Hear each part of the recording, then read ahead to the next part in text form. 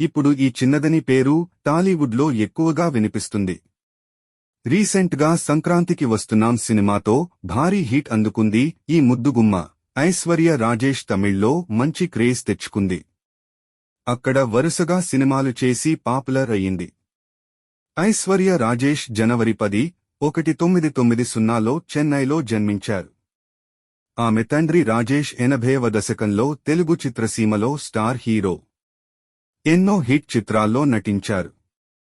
ఆమె తల్లి నాగమణి ప్రసిద్ధ నృత్యకారిణి. చిన్నతనం నుంచి చెన్నైలో పెరిగిన ఐశ్వర్య రాజేష్ తన ప్రాథమిక విద్యను Holy Angels Anglo Indian high school నుంచి పూర్తి చేసింది. ఆ తర్వాత చెన్నైలోని ఇతిరాజ్ మహిళా కళాశాలలో బ్యాచిలర్ ఆఫ్ కామర్స్ డిగ్రీని పూర్తి చేసింది. 2010లో పంచ్ భరత్ దర్శకత్వం వహించిన నీతనా అవన్ చిత్రంలో ప్రధాన పాత్రలో నటించింది. ఈ మూవీతోనే సినీరంగుల ప్రపంచంలోకి అడుగుపెట్టింది. 2017లో మలయాళంలో జోముండే సువిశేషమల్ ప్రధాన పాత్రలో నటించింది. ఆ తర్వాత వెట్రిమారన్ దర్శకత్వం వహించిన 2018 చిత్రం వడ చెన్నై తమిళ సినిమా అతిపెద్ద హిట్గా నిలిచింది. ఇక కౌసల్య కృష్ణమూర్తి సినిమాతో తెలుగులోకి అడుగుపెట్టింది.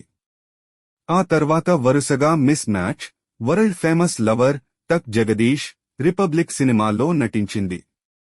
కాగా గతంలో ఓ ఇంటర్వ్యూలో ఐశ్వర్య రాజేష్ను ఏ హీరోతో కలిసి డిన్నర్ చేయాలనుకుంటున్నారన్న ప్రశ్న ఎదురైంది. దానికి ఆమె దళపతి విజయ్తో డిన్నర్కి వెళ్లాలని చెప్పుకొచ్చింది. ఈ కామెంట్స్ ఇప్పుడు సోషల్ మీడియాలో వైరల్ అవుతున్నాయి.